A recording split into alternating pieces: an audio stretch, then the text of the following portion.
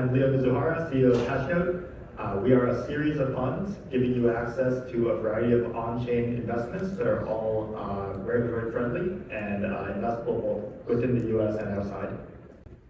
Hello everyone, I'm Jaime Baeza. I am the CEO and founder of A&B Investments. We're a hedge fund executing strategies in both traditional finance and in crypto, which can be accessed by both our funding based in Cayman Islands and both USMAs. And inside crypto, we run strategies from two different types of strategies: quantitative directional trading and alternative strategies. Hi everyone, and thank you so much for having me. My name is Paola Origel, and I'm the co-founder of Hyla Fund Management, previously known as Chainlink Capital. We've rebranded, and I'm very happy to announce that. We're a hedge fund since 2017, and what makes us different is that we offer both illiquid and liquid strategies. Yes, there are two basic ways if you don't develop a protocol, launch a coin, or do something like that to invest or to make money out of this space. You come in either from the VC end, perfectly legitimate, or you come in from the liquid end, which my firm Aaro Capital does. I'm the chairman of Aaro Capital, which is headquartered in London. We're distinguished not from everyone else by having come through the crisis in one piece, barely touched by any of the investment or malfeasance blow-ups, and outperformed on both the upside and the downside of the last cycle. And we do have the largest verifiable research base of anyone at the liquid end of the spectrum in terms of funds, and probably the largest investment team. But leaving that little propaganda aside, let's dive straight into our subject matter. Felix, not everyone agrees about its importance in this space, but what about the macro backdrop? So when it comes to digital assets, I really think we need to break down to only two things matter when it comes to moving markets, and that's one, flows, and two, narrative. And so it's less so macro from macroeconomic perspective, but more so macro within digital assets. And so there's really three main drivers when it comes to flows. One, you have the ETF and Grayscale, right? So the ETF launched, people thought, why is the market going down? The ETF launched. Well, there's this one thing called GBTC, and GBTC was the first exchange-traded product that accumulated as much as 25 billion in assets. Now, who owns GBTC? It was things like FTX, things like DCG, a lot of bankrupt companies. So what is the only thing they could do? Sell, right? And so we have this kind of flow that's negative for the immediate short term. In 9 days, 5 billion in outflows from that one entity alone, right? On a net level, still 800 million inflows. So ETFs are probably only going to get better. Why? Because GBTC is going to at some point run out of money. Second big flow is bankruptcy courts. So I just talked with the guys at Oppenheimer last night, and at the end of January 31st, we're going to have that omnibus hearing about what is the outcome going to be most likely with the FTX case. Now, what can bankruptcy courts do over the last 18 months? Sell, sell, sell. That's what they've been doing. What's going to happen in the summer, they plan to make the first reimbursements. How is the reimbursement going to be? Cash. Who's it going to? Crypto natives. What are crypto natives going to do with cash? They're probably going to buy, right? So you can predict certain flows. And last but not least, the third one that comes is, of course, macroeconomic. Over the last 3 years, we've seen money markets go up by $2 trillion, from $4 trillion to $6 trillion. Why? Because that was one of the best investments. Risk-free, you make 5.5%. Why risk capital? If interest rates come down, it's if, right? We're going to see some of the money return back into the market. Narratives, I'll keep it short because you guys, as crypto days, know some of these. The halving's coming up, and I'm sure the ETF marketing machine will pump that into the mass media as much as possible. Secondly, we're going to have new token launches, and that's going to be huge. On our venture portfolio, there's at least half a dozen tokens that are going to come to market. Nobody wanted to launch a token in a bear market. And so now that things are getting warmer, new ideas will come into the market. And last but not least, and I'll keep it short because I'm sure we're going to talk about this later, regulatory clarity. There's a lot of cases that hit the finish line, and some, like the Coinbase case, are about to hit the finish line. And once you know, okay, what is a security, what's not a security, there's going to be a lot more opportunity for new ideas, new innovations. Okay, and that last point might be our jumping off pad for talking about regulation. But on the macro question, do you want to add anything, Leo? Yeah, I guess I agree with large parts of that. When I think macro, I come from traditional finance side, originally a fixed income trader. And I actually do think that there's a significant component to two of your points, both from a general macro perspective in terms of rates, but also in terms of your narrative, a lot of that comes from the availability of money, right? So venture capital, I think, is the primary reason why you end up with altcoin outperformance. So from a macro perspective, I would very much correlate the next macro cycle with the cycle within the altcoin space, but not necessarily within the Bitcoin space. And I think that's something that the crypto world gets wrong a lot, right? Bitcoin does not have that much correlation, but I think altcoins will have a lot of correlation with the macro cycle. Cool. Jaime. Oh, I would just like to add that I agree with you, both of you. Macro backdrop is super important, and I mean liquidity in particular is very important. So building up on that, on the interest rates, how they're going to affect the market, I think it's also very important to see that what's going to happen with the PTFP program, which is slated to end in March later this year. What's going to happen? Are they going to renew it? Are they not? Because that program is kind of keeping liquidity in the market. Let's see what happens. Also, with the reverse repo market in the US, that facility is quickly dwindling down. If it continues dwindling down at this pace, in probably March again it will be depleted. So what's going to happen with that liquidity? Would we have another source of liquidity pumping into the market? So those are questions that we're looking in terms of macro backdrop, in the sense that will definitely affect crypto. And that's only in the US, but across the globe, there are also a lot of forces that will affect. And we'll touch on what's going on around the globe in terms of regulation. That's our next topic, but Paola, back on the macro. I guess the only thing I would like to add is that I'm actually very excited now that after the approval of the spot ETF, that we're seeing the markets moving more towards fundamentals and not so much hype and speculation. Okay, but it was fun when crypto native people, to your point, Felix, about them getting cash, when crypto native people got cash in the past, they would buy a Lamborghini or another jet. There we are. Maybe changes. Now they're paying taxes. Yeah, but on this macro point. Stuart, you're not mic'd. Yeah, I know. I'm just yelling. Okay. I have a loud voice. You really want me to talk into this? Okay. Yes. Yeah, I would just say on the macro point, an observation is that there's an awful lot of emphasis laid on the macro backdrop to what's going on in these markets, but we ourselves have seen relatively little evidence that that's a primary driver of what's been happening. We think the markets, at least hitherto, have been small enough and self-contained enough to be largely endogenously driven. That's just a slight counterpoint, if you will. Does anyone have anything vitally urgent that they want to put into this particular topic? Otherwise, we're going to move on to regs. Okay, I think, Leo, why don't you lead on what's going on in terms of the regulatory backdrop, which has preoccupied a lot of people. Yeah, the regulatory backdrop is honestly one of the first things that we were considering when we were building Hashnote. And I think it's really interesting looking at the world right now, how we've separated out the kind of four major regions, I'd say, right? You have Asia. Most people think about Hong Kong and Singapore as very crypto-friendly regions in Asia. Maybe some people think of Korea as well, a little bit degen there. We think about Europe with their MiCA regulation and how we can fit into MiCA. We think about the Middle East. I think Dubai and Abu Dhabi have come to the forefront in terms of places that are very crypto-friendly. And fourth, we think of the US, right? And I think the way they've evolved is really interesting. Asia taking the lead at the beginning, but I think a lot of people are starting to shy away from that now. We've heard that regulation has actually slowed down a lot of companies in Singapore now. Hong Kong has flip-flopped, even though I'm also hearing that the HKMA is quite friendly to local stablecoins and local interest-bearing coins becoming part of their ecosystem. Europe, you have some clarity there, right? And I see a lot of companies cropping up in Europe where we're going to see a lot of opportunity in bringing actually functional things, functional blockchain and crypto things to finance and really to consumer markets. And I think that's super interesting. If you're trying to build something that's consumer facing, Europe might actually be a very friendly place to do that.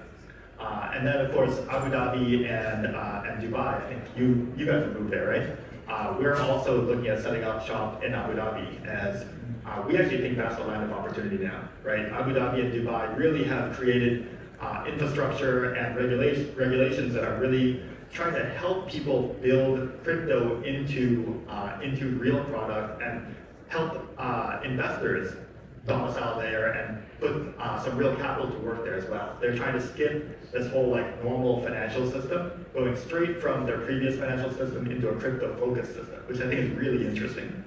And of course, the one that we never talked about, like we try to avoid these days, is the US, right?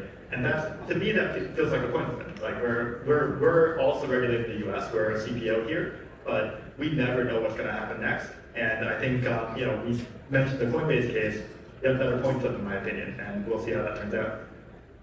Yeah, I completely agree with you. I think that, well, my firm, just as a background, we moved recently from being here based in Miami to being based in Dubai, essentially because of regulations.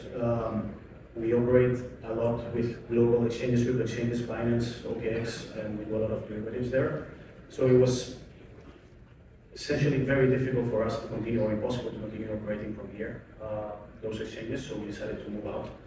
And one of the best jurisdictions we found out there was Dubai, the IFC in particular. I think that one of the key aspects that differentiates them from other jurisdictions in terms of crypto is that they're really taking the asset as a new asset class in terms of regulation. So we set up the FARA, which is the regulatory kind of framework, which separates crypto from every different asset. Right here in the US, we're still debating if crypto is commodity, if there's securities, there are commodities, effects, or whatever. But they're trying to put crypto inside of an existing category rather than treating it as a new category. So I think that's one of the key aspects that differentiates at least Dubai and Abu Dhabi and UAE with other jurisdictions. I think it's very interesting what Leo said, that during 2022, the US seemed to be like left behind in terms of regulation. And now with the approval of the spot ETF, we're moving faster than other regions. I find it very interesting, you know, that Asia, specifically like South Korea, for example, they're timing up, right? Like the listing of the ETF and the transactions. But I think it's important to remember that crypto is not only the currencies and the trading, is the actual ecosystem and the blockchain technology behind it. So what is fascinating to me, I've been spending a lot of time in Latin America, specifically in Mexico City. And Mexico City, Latin always follows the United States because it's close by. And what I see is there's a big push for regulatory system for the actual blockchain technology and the implementation of blockchain rather than just the listing of the ETF. Felix and then Leo. Awesome. One counterpoint is that I think a region with regulatory clarity lacking a culture of capital formation just doesn't matter. There's a lot of countries that are very pro-crypto, but if you operate there and you can't raise money, it just doesn't matter. I'm an immigrant to the US, so I was very disillusioned like in 2022, seeing how hard the US went against crypto. And so I traveled a lot. I went to Hong Kong, I went to Europe, I talked to a lot of the big funds, a lot of the stakeholders. And ironically, to confirm something they said, I would talk to one of the biggest funds in Hong Kong, where they raise money, not in Hong Kong, they raise money in Abu Dhabi. I went to one of the biggest funds in Germany and asked them where you raise money. They're not raising money in Germany, they're raising money in Abu Dhabi. So a lot of money is coming from the Middle East, but it doesn't negate the point that the US has been and continues to be, the biggest country when it comes to capital formation. So crypto can win and survive without the US, but I do think it is going to accelerate us much, much more if we figure it out domestically. And the great thing is, we do have checks and balances in this country. It does seem crypto is becoming a partisan issue at this point, but you at least have one half of the government fighting for crypto. And so I do think that over a time horizon of 3 to 4 years, we're going to have clarity here, and the US will maintain its number one spot. Yeah, I don't know if I totally agree with that, but on one hand, I agree with that. Like the US and the Middle East are the two places that matter. That's why we're doing US and Abu Dhabi. But to Paolo's point, I think really interesting, right? Regulation, we keep talking about cryptocurrency. Kind of who cares? Like, I think the really interesting thing right now is regulation around stablecoin and interest-bearing tokens, right? Stablecoin adoption is really what you're seeing in Latin America, right? It's what you're seeing in Turkey. It's also the #1 driver of activity in other nations as well. So, like, cryptocurrency regulation to me is not nearly as interesting as what are the regulations going to be around stable coins? What are the regulations around interest-bearing coins? What does the capital movement look like once you have those things in place, right?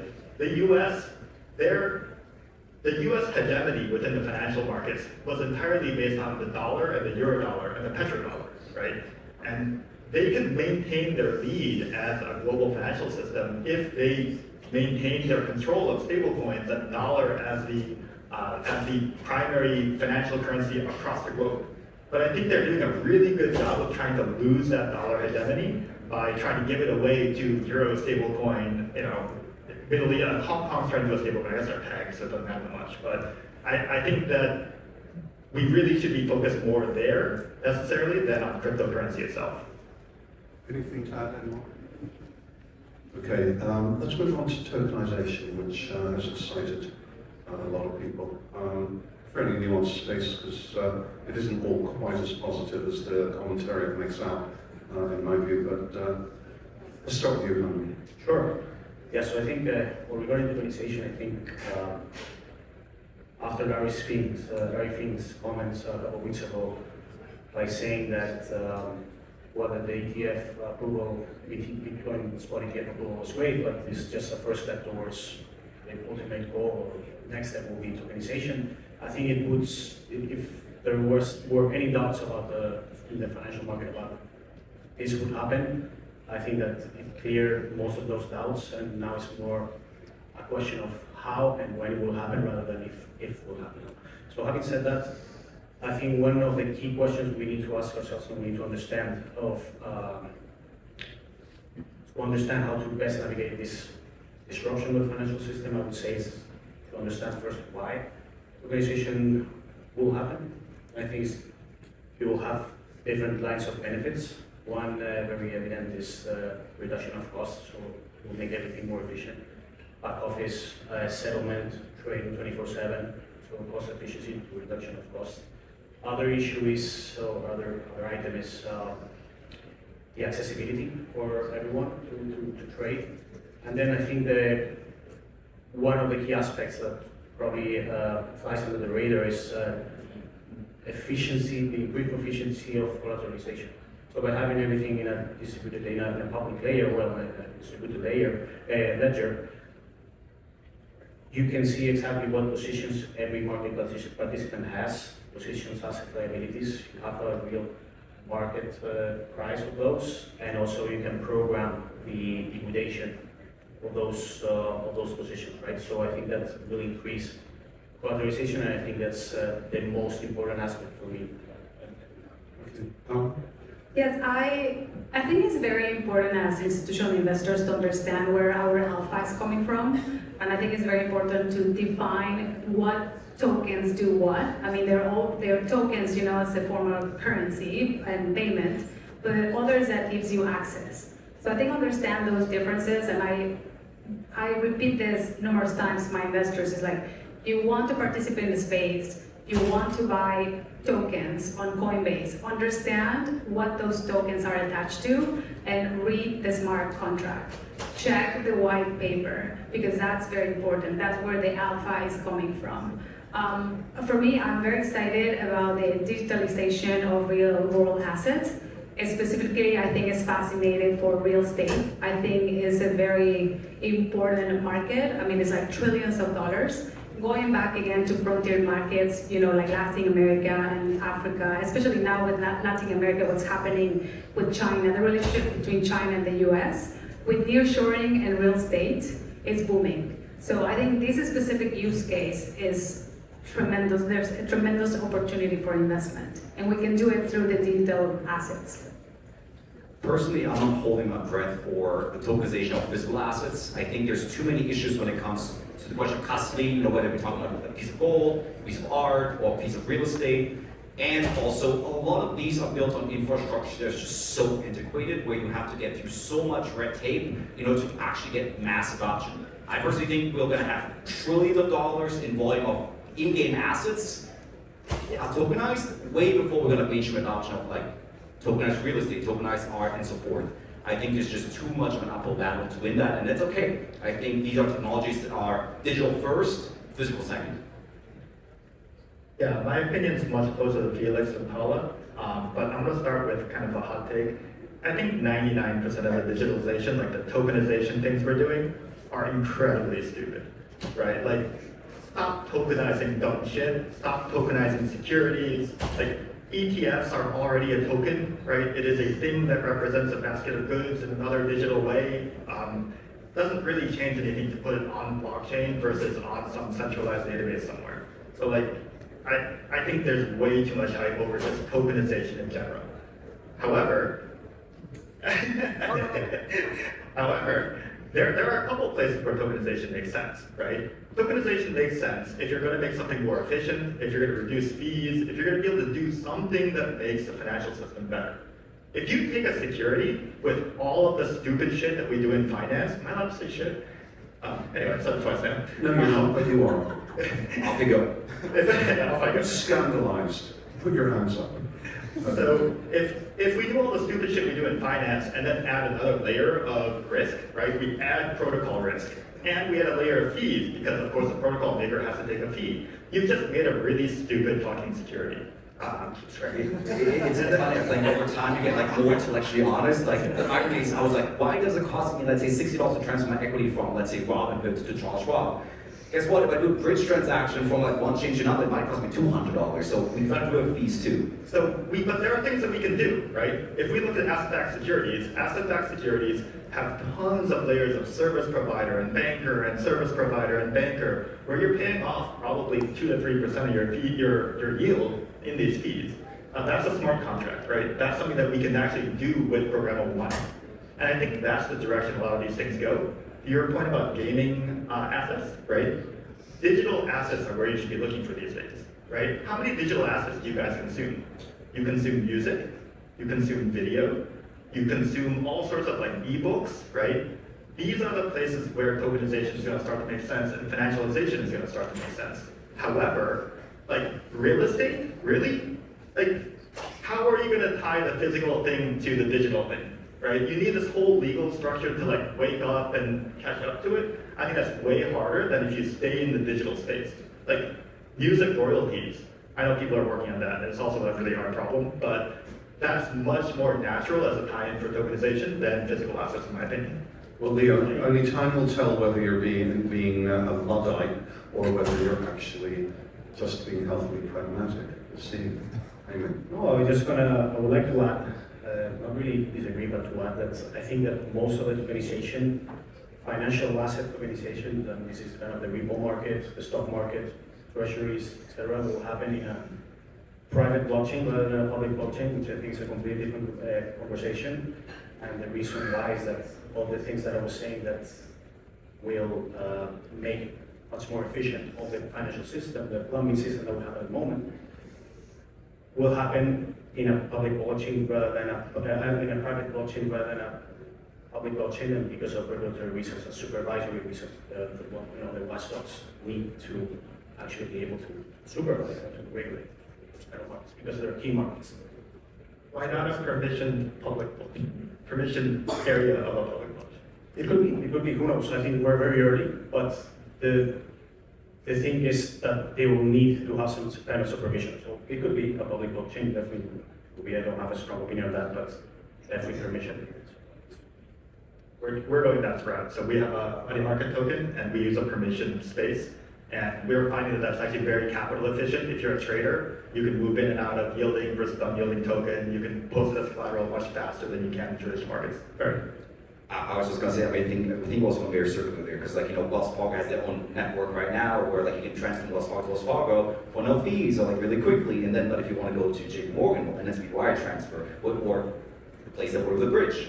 So I think permission blockchains will reintroduce a lot of the same inefficiencies that we had in the present system. Anything to add, anyone? Otherwise, we're going to spin off into other territory in the time available to us. Now, if previous sessions have been anything to go by, we have another 45 minutes or so, is that right? Or shall we just stick to time, more or less? Why don't we spin off into possibly the most interesting aspect of all of this, as far as I'm concerned at least. And no one has yet put up their hand to say who I'm impersonating by looking at my phone throughout this. I'm really disappointed in you people. You've clearly never been to the Bahamas or seen 18-foot floor-to-ceiling windows. Anyway, Paola, beyond financialization and the evolution of public blockchains, take us there. Yeah, absolutely. Well, one of the things that, again, I'm excited about the approval of this spot ETF is that it actually empowers the ecosystem, and it provides, as I said, we're shifting, from hype and speculation more into fundamentals, and I think it really encourages and empowers a more friendly ecosystem of creation of tools for developers. And I think that as the space is growing and becoming more institutionalized, we're seeing that different layer ones or different blockchains can be used for different applications. So we're starting to shift away from the idea or the notion that it's going to be just one single blockchain. It's going to be Ethereum, or it has to be Bitcoin, or it has to be Solana. I think we're starting to see that Solana is a much more faster, more scalable blockchain, for DeFi solutions, while Ethereum is such a friendly environment and a community that is perfect to build applications on top of that layer one. And what excites me the most also is like Bitcoin as well. After the approval of the ETF, there's a huge injection of capital, and people are excited to make Bitcoin actually much more programmable and much more scalable and secure. So I believe that each of the blockchains will have a space in the digital asset universe. Now, I am going to arbitrarily cut the conversation there because we are going to be on time. I'm simply going to say to all of you that, self-interested as I am, I'd love you all to put your money with Aaro Capital because we are the best fund of funds on the planet at the liquid end.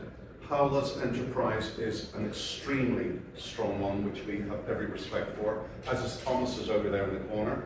And these three people are running really, really high caliber operations at a single manager level. They're all worth talking to after this, but actually I can see some of you out there who also run very, very good funds. Andrew Woodruff over there. Oh my gosh, Mr. Omega, you're over there. Expert on gaming, as it happens, which we touched on.